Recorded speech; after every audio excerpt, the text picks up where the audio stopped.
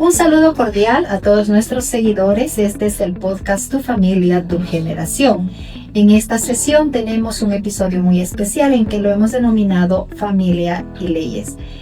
Hoy vamos a hablar precisamente sobre la imprescriptibilidad de delitos sexuales y la realidad de la justicia boliviana. Este tema va a estar más bien enmarcado en el tratamiento del proyecto de ley 010, proyecto de ley denominado Eliminación de Estupro, Imprescriptibilidad del delito de violación y violación incestuosa, hoy conocido con el nombre de ley Brisa. El objetivo es generar precisamente crítica y técnica sobre el proyecto de la ley Brisa o proyecto de ley 010 desde una postura de oposición jurídica, enfocándonos en garantías constitucionales, funcionamiento del sistema real que tenemos actualmente en la justicia boliviana, riesgos de la imprescriptibilidad y el uso emocional del derecho penal. Quiero dar la más cordial bienvenida en esta oportunidad a un invitado muy especial. Está con nosotros el doctor Richard Virreira Rocha. Doctor, bienvenido a este podcast. Conozcamos quién es el doctor Richard Rivera, abogado penalista con experiencia en el ejercicio libre de profesión, enfocado en defensa técnica, análisis jurídico y resolución de conflictos. Cuenta con trayectoria en liderazgo social, activismo ciudadano y participación democrática, destacándose con su compromiso con la institucionalidad, la democracia y las libertades constitucionales. Posee amplio conocimiento en administración pública, análisis político y gestión institucional, habiendo participado activamente en espacios de debate y opinión sobre la coyuntura nacional. Hoy vamos a hablar sobre uno de los proyectos de ley más debatidos que actualmente estamos tratando en Bolivia, el famoso proyecto de ley Brisa o proyecto de ley 010. Esta propuesta busca declarar imprescriptibles los delitos sexuales contra menores y modificar varios aspectos en el sistema penal boliviano. Pero más allá del impacto emocional del tema, doctor Richard, queremos analizar las implicaciones jurídicas en principio y las implicaciones constitucionales que tendría el tratamiento de este proyecto de ley y cómo funcionaría el sistema judicial como el que tenemos actualmente. Entonces, doctor, antes de hablar específicamente de la ley Brisa, primero hablemos de la Constitución y del sistema judicial de Bolivia. ¿Cómo describiría actualmente el funcionamiento del sistema penal boliviano? El sistema penal boliviano actualmente atraviesa una crisis motivada ¿por qué? Motivada por la mora judicial, la excesiva carga de jueces y fiscales, ya la falta de recursos humanos adecuados para poder darle continuidad a la investigación de ciertos procesos y el excesivo uso de la detención preventiva. ¿Cuáles serían las principales falencias que existen hoy en las investigaciones puntualmente de delitos sexuales? Las principales falencias son la pérdida de la prueba en muchos casos, ¿ya? Esto debido a que a la no correcta guarda o custodia de dichas pruebas, ¿no? La falta de acceso a profesionales peritos psicólogos, profesionales peritos forenses, el retardo en este acceso y sobre todo en el excesivo enfoque en el testimonio de la víctima, causando incluso la revictimización de estas. Quiere decir entonces que la justicia boliviana no tendría la capacidad técnica y humana para manejar correctamente este tipo de procesos. En realidad no. Evidentemente existen fiscales y jueces que están probos, llamémosle, ¿no? Que están bien formados, pero no el sistema. El sistema tiene muchas falencias. No solamente son los fiscales y los jueces los que imparten justicia, hay un sistema detrás que no está funcionando adecuadamente. Deberían funcionar los equipos multidisciplinarios, hacerle el seguimiento debido a la víctima. Los policías e investigadores no tienen la misma formación ni la misma capacitación del fiscal. Y eso es lo que nos da una amenaza latente a que esta clase de proyectos de ley puedan tergiversar la justicia y puedan manipularla para determinados propósitos. ¿Qué tan frecuentes, doctor, son los problemas de mora procesal, la falta de pruebas, las investigaciones deficientes y el abuso de detención preventiva? En realidad, las tres son recurrentes, doctora. ¿Por qué recurrentes? Porque en todos los casos de investigación existe una mora procesal, no por ineficiencia o por falta de voluntad de la Fiscalía, sino que los sistemas interdisciplinarios, llámese del municipio, llámese del mismo SLIM, no funcionan a tiempo y forma, y eso causa que haya un retardo en el proceso de investigación, y esto automáticamente nos lleva a que el fiscal recurra a lo que son las detenciones preventivas. Es una constante en nuestro país las detenciones preventivas por todo y por nada, digamos, porque lamentablemente no existen garantías ni para la víctima ni para el imputado en este caso, pero para el denunciado, para que su proceso sea adecuado ni tampoco técnico. Y en esta práctica, doctor, ¿qué tan difícil es probar un delito sexual después de muchos años? Entraríamos en es complejo. Es complejo, ¿por qué? Porque como bien le decía, si en las denuncias actuales existe una mora procesal, una carga judicial para fiscales y jueces, ya los delitos que han transcurrido tiempos muy largos, existe prácticamente, no existe documentación, desaparece, se pierde, ¿ya? Existe automáticamente, ya pues no podemos acceder a los medios probatorios que son el forense, ¿no? Y nos tendríamos que basar netamente o meramente en las declaraciones de la víctima o de los posibles testigos, teniendo un sesgo también en esto. ¿Qué tipo de sesgo? Porque la mente es frágil, doctora. Uno no es como una grabadora que puede recordar tal cual fueron los eventos. Al transcurrir el tiempo, la mente es frágil y puede tergiversar la versión o puede cambiar la versión. No solamente la víctima, también los testigos, y en este caso sería complejo poder demostrar la inocencia del denunciado o el imputado, digamos. Y aquí creo que entramos precisamente en el grave problema de la imprescriptibilidad. Hablemos un poquito y refresquemos la memoria a la población de qué es el proyecto de ley 010. Este proyecto de ley 010 fue presentado a la Cámara de Senadores por la ex senadora Andrea Barrientos en la gestión pasada, el año 2022. El año 2023 se aprueba en la Cámara de Senadores por unanimidad y pasa a tratamiento a la Cámara de Diputados, específicamente en la Comisión de Derechos Humanos. A partir de entonces, este proyecto de ley no fue debatido como debía ser. Sin embargo, en la penúltima asamblea que sesionaron la gestión pasada en octubre del año pasado, este proyecto de ley quedaría archivado, o más bien quedaría en tapete para tratamiento para esta nueva gestión. Es así que en el mes de febrero este proyecto de ley se desarchiva por la actual diputada Andrea Valeria. Este proyecto de ley pasa a ser revisado por una comisión del Ministerio de la Presidencia y el 30 de marzo se llevaría a cabo, o se llevó a cabo más bien, la primera mesa técnica de tratamiento. Pero aquí está la primera observación, doctor. Ya no era solamente el proyecto de ley 010 inicial, sino que se habrían fusionado este proyecto de ley juntamente con el proyecto de ley 153.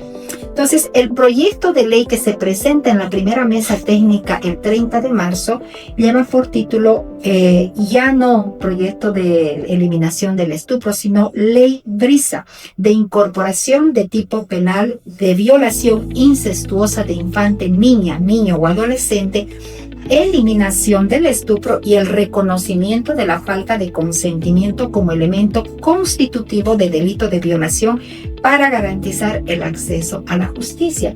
Y se fusiona con el proyecto de ley 153 que lleva por título Fortalecimiento al acceso a la justicia a víctimas de delito de infanticidio y delitos contra la libertad sexual. Acá es donde saltan varias observaciones, no solo de fondo, sino también ya de tratamiento como tal, que se evidencian en las observaciones. Primero, en la mesa técnica, ausencia de autoridades de competencia o de especialidad. Las convocatorias no fueron formales ni con la debida anticipación. De hecho, a nosotros nos convocaron un día antes de esta mesa técnica. Luego, no se aseguró la participación efectiva de los actores involucrados. Hubo vicios en el debido tratamiento y deficiencias estructurales que vamos a tratar ahora, que pueden generar efectos contrarios a los buscados, afectando tanto a las víctimas como al sistema de justicia. Entre las principales modificaciones que este proyecto de ley propone está la eliminación del delito del estupro en el Código Penal, la redefinición del delito de violación sobre la base de la ausencia de consentimiento, incorpora la figura de la violación incestuosa, amplía agravantes y fortalece criterios de imprescriptibilidad en delitos sexuales. Ahora sí entremos en tema. Doctor Richard, cuando hablamos de imprescriptibilidad y sus riesgos, uno de los ejes centrales de este proyecto es precisamente la imprescriptibilidad. Y usted hablaba hace un momento sobre la dificultad que existe cuando pasa el tiempo respecto a las pruebas. ¿Qué implicaciones jurídicas tendría eliminar la prescripción en este tipo de delitos penales? No parece tan grave, pero en la práctica sería funesto. ¿Por qué funesto? Porque le estaría cercenando al ciudadano su derecho ciudadano. ¿Y por qué? Porque la prescriptibilidad garantiza la defensa de los derechos del ciudadano. ¿Por qué? ¿Por qué le digo? Porque estaríamos incurriendo en error, porque estaríamos creando un falso debate en cuanto a la Constitución. La Constitución ya prevé qué tipo de delitos son imprescriptibles. El quererlo hacerlo a través de una ley, tendríamos que llevarlo a una consulta constitucional. No podemos hacerlo a través de una simple ley, ¿no? Estaríamos vulnerando los derechos del ciudadano. ¿Por qué? Porque le estamos dando un poder punitivo al Estado indefinido en este tipo de delitos, ¿ya? ¿Qué quiere decir eso? Que el Estado tiene un determinado tiempo donde puede perseguir un delito, ¿ya? Claro que tiene que cumplir la forma toda acción del concepto de delito, toda acción típica antijurídica sancionada por ley, pero en este caso, en este tipo de delito le estaríamos dando al Estado un tiempo indeterminado para poder investigar esta clase de delitos que no define realmente cómo sería el delito en sí. ¿Y qué riesgos puede existir cuando se intenta juzgar un hecho ocurrido hace 20 o hace 30 o hace 40 años? Los riesgos son de que puede haber un sesgo que no se juzgaría desde el punto de vista técnico, porque los hechos son poco probables de demostrar técnicamente. Tendríamos que irnos meramente a lo sugestivo. ¿Qué quiere decir? Basarnos en declaraciones y en declaraciones de testigo o declaraciones de la misma víctima o del imputado. Pero, ¿cuál es el problema ahí? Como le dije, la mente es frágil. Al pasar el tiempo puede confundir las cosas de manera involuntaria o de manera voluntaria también. Con la 1178 tenemos altos problemas por el solo hecho del principio de informalidad, ¿no? Porque debe haber una formalidad para presentar una denuncia. El principio de informalidad, ¿qué problema nos ha acarreado actualmente? La carga procesal. Los fiscales están llenos de denuncias falsas, ¿ya? Y en este caso agravaría la situación, porque no solamente nos llenarían de denuncias falsas, sino que tendríamos una N de cantidad de denunciados que no podrían asumir debida defensa. ¿Por qué? Porque no van a saber en qué tiempo va a acabar su proceso. Doctor, solo para que quede claro este concepto para la población, ¿la imprescriptibilidad podría generar inseguridad jurídica dentro del sistema penal? Claro que sí. Claro que sí, estaría cercenándole al ciudadano ese derecho de la seguridad jurídica. ¿Por qué? Porque la prescriptibilidad es el guardián histórico de la seguridad jurídica del ciudadano. ¿Qué peligro podría existir cuando una reforma penal se construye principalmente desde la presión social o emocional? Es que en realidad una reforma penal no debería construirse desde la protesta social, o llámese de estos mal llamados grupos de activismo social, porque no debe tener esos parámetros, porque estaríamos gestando la ley en base a una situación particular, ¿ya? No estoy poniendo en tela de juicio la veracidad o la inveracidad de ese hecho, pero no se puede legislar para todos en base a un hecho. Debe haber un estándar, un parámetro. Un tipo penal se determina por acciones que están en el delito, las cuales son sancionables. Pero no podemos desde lo emotivo. Incluso es peligroso. Estamos abriendo una caja de Pandora, ¿no? Una caja de Pandora, ¿en qué sentido, digamos, no? Hay muchas leyes que están tratando de gestar desde la emoción, desde la presión, y hay muchas sentencias y fallos que se han dado. Por ejemplo, en La Paz han metido preso en un delito de violación por presión social, y al tiempo han demostrado que era inocente. La presión social hizo que agarren y busquen un culpable, un determinado culpable, y ha habido una injusticia. ¿Quién le resarce al afectado todo el daño que ocasiona él? Esa presión social. No deberíamos, ¿no? La ley debe ser imparcial para todos. Doctor, ¿existe preocupación dentro del ámbito penal sobre vulneraciones al debido proceso o a la presunción de inocencia? En todos los países donde la estructura judicial es frágil como la nuestra, siempre van a haber preocupaciones sobre este tipo de iniciativas, de normativas que cambian, ¿no?, el escenario jurídico. Si, como le decía, le manifestaba, ya es difícil la defensa técnica en ciertos delitos en Bolivia. Ya con esta figura estaríamos prácticamente cercenándole los derechos al debido proceso a muchos ciudadanos. Y esto, dentro de un sistema judicial que tiene tantas falencias como el nuestro, ¿habría riesgo entonces de que este tipo de leyes pueda ser mal utilizado? Existe un riesgo latente, doctora. Mire, en sistemas judiciales más modernos, llamémosle, ¿no? Porque la sociedad cambia, evoluciona y se transforma. En la Argentina se ha dado un caso, por ejemplo, de una niña que ha sido desvivida por parte de la madre, y tenemos, ¿no?, la ventaja que en la Argentina, por ejemplo, entran a declarar y graban. Nosotros no tenemos el soporte técnico en Bolivia. En Bolivia todavía es un policía que nos toma la declaración y redacta la declaración, y eso se puede sesgar, se puede cambiar, se puede modificar. En otros países, incluso que tienen tecnología que apoya el tema del periodo investigativo, no se animan a hacer cambios tan radicales como nosotros. En Bolivia solamente se experimenta incluso desde la elección judicial, digamos. En otros países no, digamos, ¿no?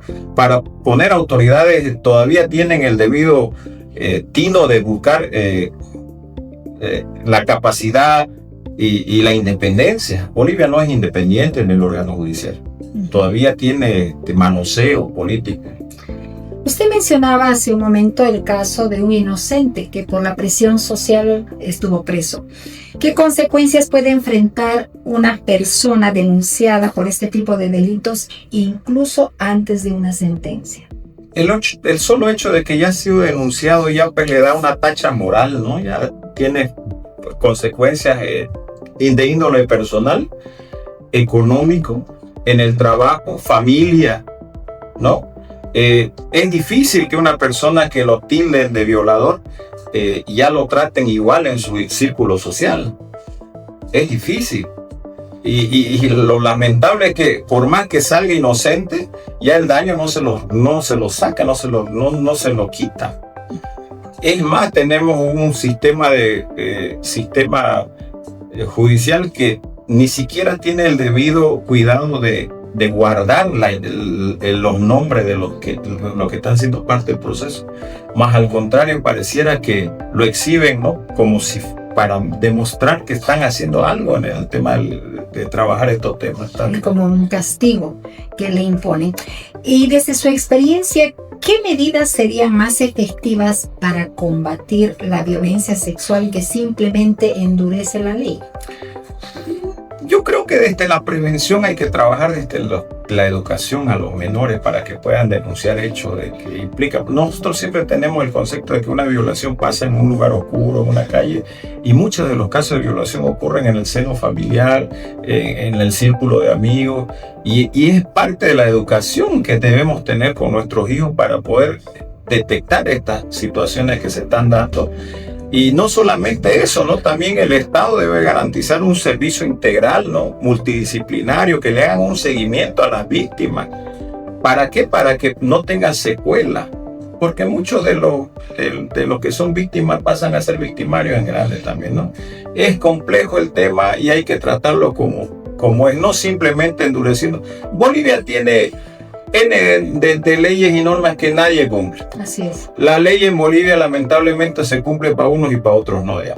Y esto lo único que va a hacer es darle los insumos para las personas que quieren causar daños irreparables a otras y poner, cercenar los derechos de los ciudadanos, ya le he dicho, para que puedan pasar al debido proceso y la legítima defensa técnica. No van a poder realizar eso. ¿Por qué? Porque le están cercenando su derecho. Y definitivamente no son las leyes lo que podrían solucionar este tipo de problemáticas. Creo que aquí ahondamos en algo más profundo, que es la responsabilidad ya de los padres, el cuidado parental con los hijos, la educación que bien decía usted. Decía también que a nuestra justicia le falta mucho, le falta tecnología, le falta insumos, recursos, pero desde su óptica, ¿cómo podríamos mejorar, por ejemplo, la investigación forense, la atención a las víctimas, la capacitación de fiscales y la administración como tal de la justicia? En mi experiencia yo he visto que los fiscales y los jueces tienen constante capacitación y se esfuerzan en capacitarse, pero debe haber un acompañamiento para la estructura, ¿ya? La estructura, ¿en qué sentido? El policía investigador, el SLIM, debe ampliarse. Por ejemplo, hay en determinadas partes del país donde ni siquiera tienen acceso al SLIM. Se están limitando simplemente en la declaración que redacta el policía y en base a eso hace su imputación formal, digamos, ¿no? Debemos darle los insumos necesarios, darle también las condiciones. Hay exceso de carga judicial en fiscales y jueces. Debemos darle los recursos humanos adecuados. En la alcaldía, por ejemplo, en la defensoría cambian a diestra y siniestra. No tienen una continuidad. El funcionario público que hace carrera en esta área debe formarse, sí, pero también debe tener una garantía de permanecer en su fuente laboral, ¿ya? Y poder dar una atención con calidad y calidez al ciudadano, atender prontamente a la víctima, digamos. No hacen esperar y nos hacen peregrinar simplemente para que le tomen una declaración el psicólogo, ¿no? Esa es la triste realidad. ¿Cómo se puede proteger a las víctimas sin debilitar las garantías fundamentales del derecho penal? Dándole la debida atención, la continuidad un seguimiento a su denuncia. Un seguimiento ¿en qué sentido? No solamente en cómo está el proceso, un seguimiento psicológico, social, todo el equipo multidisciplinario que debería estar trabajando en estos temas, ¿no? Que hay. En ley, el papel aguanta todo, pues en ley existe, ¿no? Pero en la práctica no existe. Lamentablemente usted tiene que peregrinar, incluso tiene que programar para que una víctima de abuso sexual pueda hacer su entrevista psicológica. Tiene que programar con el psicólogo. Solo en este país se ve, digamos, ¿no? Sí, y ahora las entrevistas o las declaraciones, por ejemplo, las declaraciones de testigos, las declaraciones del imputado con la policía, debería ser incluso grabado. ¿Para qué? Para que todo eso lo tenga el juzgador y pueda ver, pues, ¿no? Acceder a ese material y poder dar un juicio de acuerdo a los elementos de convicción que demuestren la culpabilidad o la inocencia del imputado.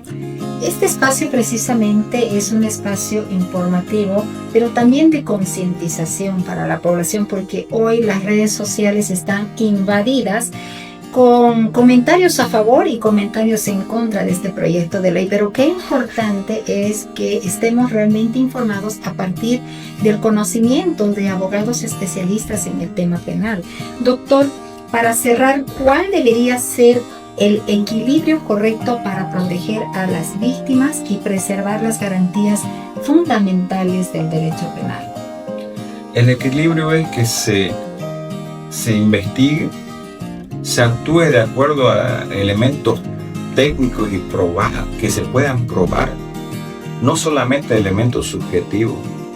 ¿Ya? Debe haber una imparcialidad en la investigación y debe cumplirse todos los preceptos necesarios para poder determinar la verdad material de los hechos. Y si la verdad material de los hechos indica que sí hubo delito, obviamente que va a ser favorable para la víctima. Pero si la verdad material de los hechos determina que no hubo tal delito, obviamente que va a beneficiar al denunciado, digamos. Y eso es algo que no debemos romper. Nosotros no debemos apasionarnos por una cuestión u otra. Nosotros debemos actuar de manera objetiva porque estamos impartiendo justicia. No estamos jugando con los destinos de las personas. Y no es acá, es un tema, como bien lo decía usted, mediático, folclórico, ¿no? Porque tiene hasta folclórico, le ponen hasta un nombre. Oye, ¿cómo una ley puede tener un nombre? Simplemente debe tener un código, digamos, un número. No darle un nombre. ¿A razón de qué tiene ese nombre, digamos? ¿Cuál es la funcionalidad de tener ese nombre? La presión social. Le entiendo que tenga, claro, pero es a raíz de una causa, de un hecho que no considero yo... Algo particular, sí. Claro, algo particular, pero démosle una funcionalidad. Si le vamos a poner un nombre, pongámosle un nombre acorde a lo que queremos, el espíritu de la ley, digamos, que contemple, pero no así, digamos, volverlo mediático, porque eso nos puede causar daño irreversible a nuestro sistema jurídico. De hecho, en la segunda mesa técnica, uno de los pedidos que se hizo, que nosotros hicimos particularmente como Movimiento Pro Vida y Pro Familia, fue que se retiren del nombre del proyecto Ley Brisa, porque nosotros estábamos por una causa, no por una causa particular, sino más bien por un problema que se tiene que solucionar. Doctor, creo que llegamos simplemente a una conclusión de que nuestro sistema judicial está decadente, de que tenemos muchas falencias que todavía tenemos que trabajar, y creo que esta es una reflexión también para los legisladores, ¿no? No se trata de presentar leyes por presentar o simplemente de atender determinado grupo social o de presión social para satisfacer esa necesidad. ¿Cuál sería su mensaje para las familias, doctor? En este caso, para aquellas familias que sufren con víctimas falsas, porque se han presentado muchos casos y muchos testimonios en las dos mesas técnicas que asistimos con las víctimas falsas. ¿Cuál sería su mensaje para ellos? Simplemente que no hay que claudicar. La ley llega, tarda a veces, ¿no? Pero cuando uno está con la verdad no tiene por qué claudicar en su causa. Y nuestro sistema judicial no es el adecuado, pero no lo laceremos más, no lo lastimemos más de lo que está. Esta clase de iniciativas simplemente hacen que la destruyamos más de lo que ya está. Vamos construyendo un sistema judicial y una de las cosas que debe recuperar antes de todo es la credibilidad. Y esta cantidad de víctimas falsas le quitan credibilidad al sistema judicial. ¿Ya? Nosotros debemos mantenernos y permanecer en nuestra verdad, porque si estamos con la verdad es demostrable. Es demostrable y se puede, a través de los procesos que debemos seguir de investigación o qué sé yo, ¿no? Tenemos las herramientas, todavía tenemos las herramientas para poder demostrar esa verdad. Pero si seguimos lacerando el sistema judicial con esta clase de iniciativas, no vamos a tener ni siquiera los insumos para poder acceder a una legítima defensa. Queremos agradecer su presencia, doctor Richard, a este espacio de información, a este espacio de concientización que lo hemos abierto con el nombre Tu Familia, Tu Generación. Y por supuesto queremos agradecerle a usted que nos sigue lunes a lunes. Continuaremos con más de estos temas porque consideramos que es importante que el pueblo esté informado, porque un pueblo informado es un pueblo que no perece. Muchísimas gracias por habernos acompañado en este episodio Tu Familia y las leyes en Bolivia. Gracias. Gracias.